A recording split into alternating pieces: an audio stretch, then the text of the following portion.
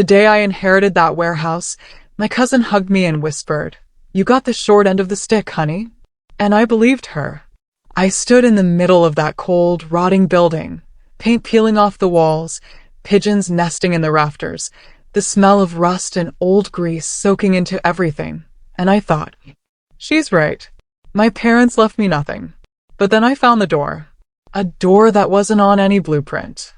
A door that nobody, not my aunt, not my cousin, not their fancy attorney, ever mentioned. And the moment I pulled it open, I understood everything. Every lie. Every manipulation. Every fake tear cried at that funeral. I understood all of it. And I knew exactly what I was going to do next. I need you to understand something before I tell you this story. I loved my parents. I love them the way you love people who aren't perfect but are yours, completely without condition, even when they frustrated you, even when they forgot your birthday 3 years running, even when they chose the business over the school play and the school play over your graduation because something always came up. I loved them anyway, because that's what you do. That's what I did. My name is Rachel, and I was their only child. Their real only child, I used to think. I was wrong about that too, but I'll get there. My parents, Daniel and Loretta Marsh, built their lives around one thing, a warehouse and distribution company they started in 1987 out of a single rented garage in Ohio. By the time I was born, it had grown into something real. Not glamorous, not the kind of success people brag about at dinner parties, but solid, steady. A mid-sized operation that shipped machine parts and industrial supplies across the Midwest. They had employees, contracts, a name people in the industry recognized. My father wore the same brown work jacket every single day of his adult life. My mother kept the books in spiral notebooks she bought in bulk from the dollar store. They were not flashy people. They were builders. Workers. The kind of people who believed in doing things the hard way because the hard way was the only way that lasted. I grew up on the edge of that warehouse. Literally. We lived in a house that backed up against the rear fence of the property. As a kid, I'd climb that fence and walk through the loading dock after school, doing homework on the break room table while workers clocked out around me. I knew the smell of that place before I knew the smell of my own bedroom. Motor oil and cardboard and the faint sweetness of the industrial cleaner they used on the concrete floors every Friday. That warehouse wasn't just a business to our family. It was the third parent. The thing that demanded attention, sacrifice, and energy right alongside me. I won't pretend my childhood was picture perfect, because it wasn't. There were years when money was tight and my parents argued behind closed doors about invoices and payroll. There were holidays cut short because a shipment fell through or a client called with a crisis. I felt like a background character in my own family sometimes, like the business had a starring role and I was just the kid they loved in the spaces in between. But I never doubted that they loved me. And I never doubted that someday, all of it, the warehouse, the company, everything they had built from nothing, would be mine. Not because I was greedy. Because my father used to put his hand on my shoulder and say, "Rach, this all goes to you one day. Everything we built, it's yours." He said it so many times it stopped being a promise and became a fact. An obvious, settled, unquestionable fact. My parents died 14 months apart. My father first. A heart attack, sudden and brutal. The kind that gives no warning and no goodbye. My mother 18 months later, though the doctors called it pneumonia. I called it grief. She never fully came back after losing him. She went through the motions, showed up, signed papers, made phone calls. But the light behind her eyes was different. Dimmer. Like someone had turned a dial just slightly to the left, and it never quite returned to where it had been. I was 34 when she died. I sat in a lawyer's office 3 days after her funeral, wearing a black blazer I'd borrowed from my coworker because I hadn't had time to shop for one, holding a paper cup of bad coffee, waiting to hear what I already knew. The will. The warehouse. The house. All of it mine. I was ready to feel the weight of responsibility land on my shoulders. I was ready to step into it. I had already been mentally making plans, renovating the property, perhaps converting part of it, finding a way to honor what they had built while making it sustainable for a new generation. Then the attorney said a name I hadn't heard in years. Sandra Marsh Collins. My aunt. My father's younger sister. A woman I had grown up seeing at Christmas and Easter, who always smelled like department store perfume and wore her hair in a stiff blonde helmet that never moved regardless of the weather. Sandra, who had spent the last 20 years living in Phoenix, who barely called, who sent generic birthday cards with nothing written inside except her looping signature. Sandra, who I associated with stiff hugs and the faint sense that she had never quite approved of my mother. Sandra, who I had not thought about seriously in years. The attorney said her name, and then he said the words that followed it, and for a moment the room went completely silent inside my head. Sandra and her daughter, my cousin Brianna, had been named as co-inheritors of the primary company assets. The warehouse, the equipment, the contracts, the business name, the accounts receivable, everything. Sandra and Brianna would hold a controlling 60% stake, with the remaining 40% going to me. 40% of my parents' life's work, of the thing my father had promised me with his hand on my shoulder. 40%. I sat there so still that the attorney actually asked if I was all right. I said yes. I said it quietly, the way you say things when you're holding yourself together by the thinnest possible thread and you know that if you open your mouth too wide, something irreversible is going to come out. I said, yes, I'm fine, thank you, and I asked for a copy of the documents. The drive home was the longest of my life. I kept replaying my father's voice. This all goes to you one day, Raj. Everything we built. I kept trying to make those words fit the document I had just been handed, and they wouldn't. They just wouldn't fit. Sandra called that evening. She was warm, generous sounding. She said all the right things. How hard this must be, how much she missed her brother, how she hoped we could work together. Family is family after all. Brianna texted me a heart emoji. An actual heart emoji. Like that was going to land softly. Like the 300 square feet of broken dreams I'd just been handed came with a complimentary emoji. I was given the warehouse building itself. Not the business operating inside it. That was Sandra and Brianna's now, or soon would be. Just the physical structure. The crumbling, barely maintained, decades-old warehouse building that sat on land my parents owned. It needed a new roof. The electrical was outdated. The floor in the east wing had soft spots where the concrete had begun to deteriorate. My cousin was right when she hugged me and said I'd gotten the short end of the stick. On paper, it looked exactly like that. The building without the business. The shell without the heartbeat. I spent the first 2 weeks after the reading in a fog. I went to work. I had a regular job, a project management role at a logistics company, nothing flashy, and I went through the motions and I came home and I sat with the paperwork and I tried to understand how this had happened. I hired my own attorney, a woman named Patricia who had sharp eyes and a sharper mind, and she reviewed the will carefully and told me it was clean. Properly executed. No contest that was likely to succeed. My parents had changed it, both of them, roughly 9 months before my mother's death. 9 months. While my mother was already getting sick. While she was already starting to fade. Patricia said, someone got to them during a vulnerable time. She said it gently, but she said it. And I held that sentence in my chest like a stone. I stopped sleeping well. I started driving out to the warehouse at strange hours. Early morning, late at night, just to stand inside it and try to feel my parents there. The way you do when you've lost people and you're desperate to feel connected to something that was theirs. I'd walk the floor in the dark with just my phone flashlight and I'd breathe in that old smell, motor oil and cardboard in time, and I'd tell myself there had to be a reason. There had to be something I was missing. I was right. I just didn't know yet what I was about to find.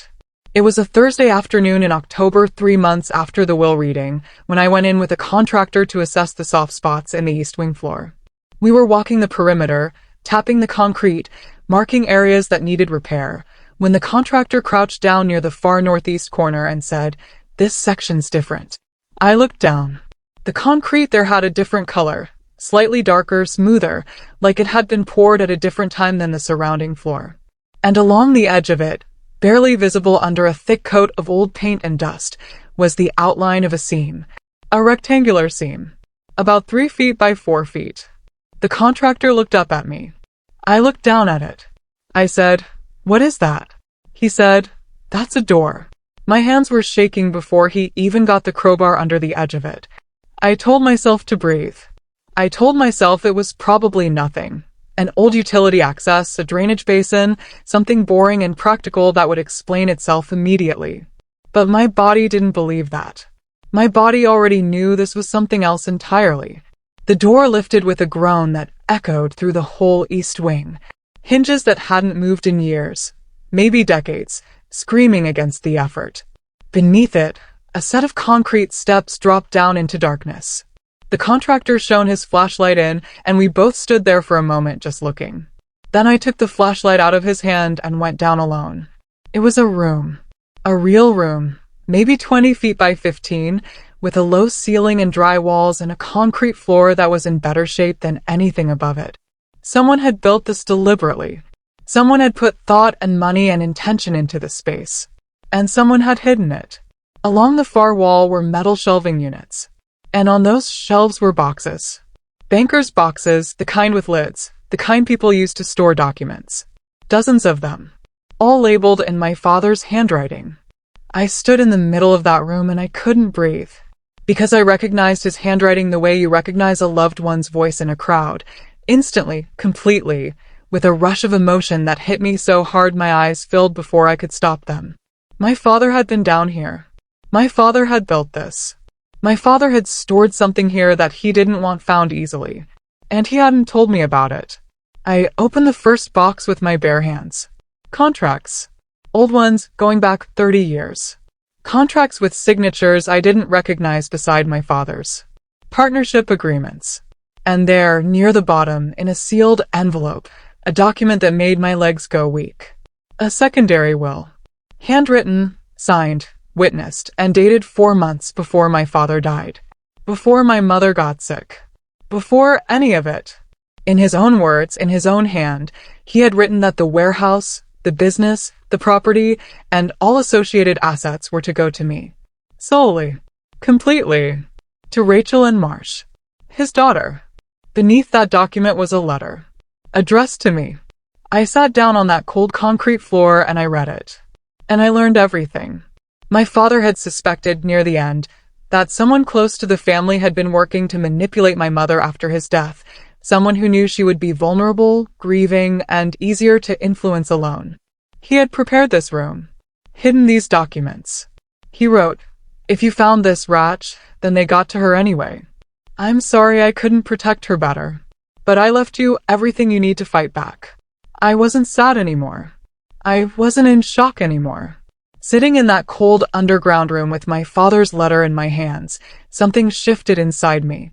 Something quiet and certain and completely immovable settled into place.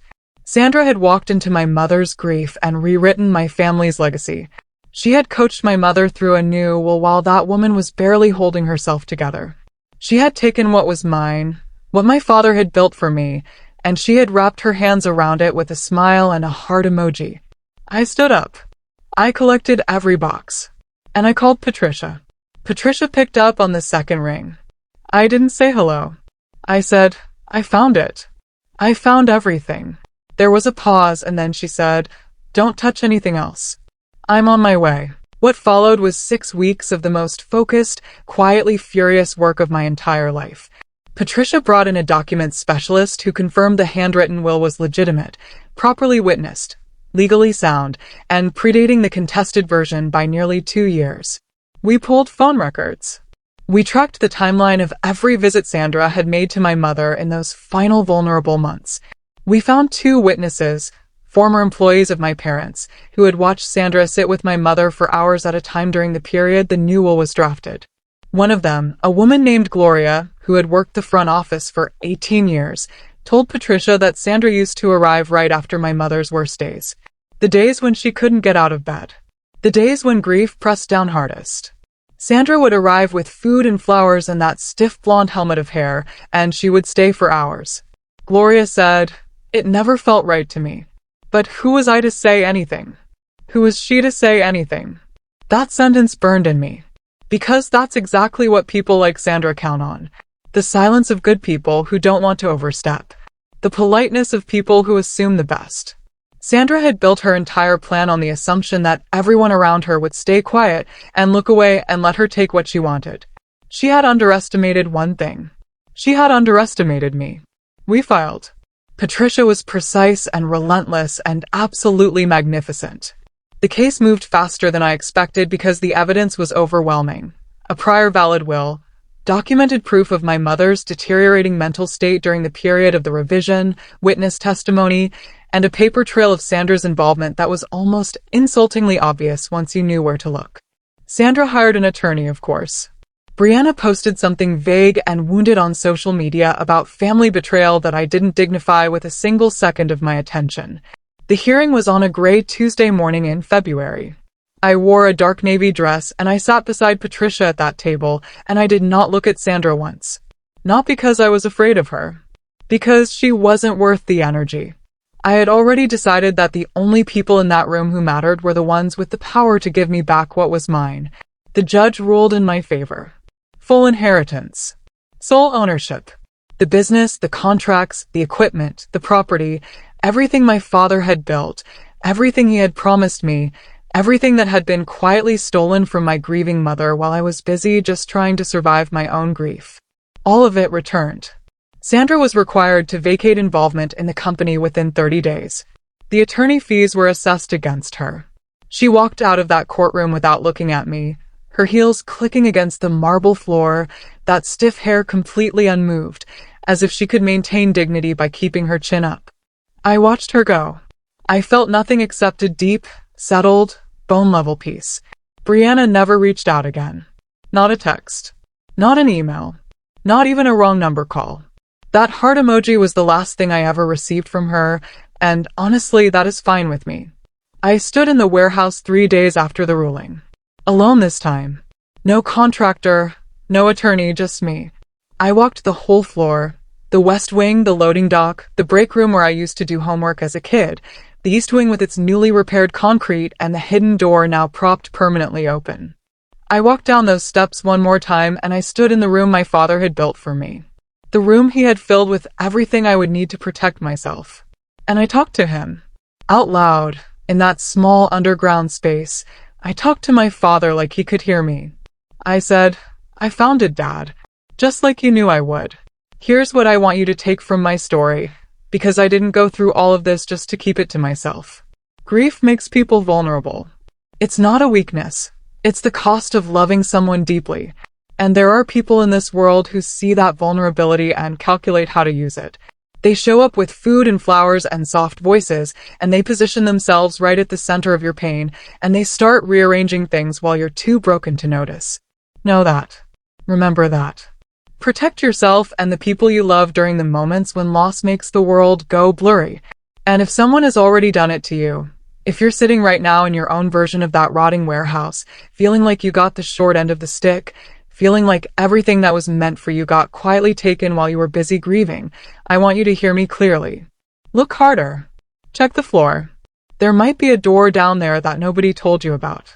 My father built me a lifeline in a basement and trusted me to find it. And I did. I always was going to.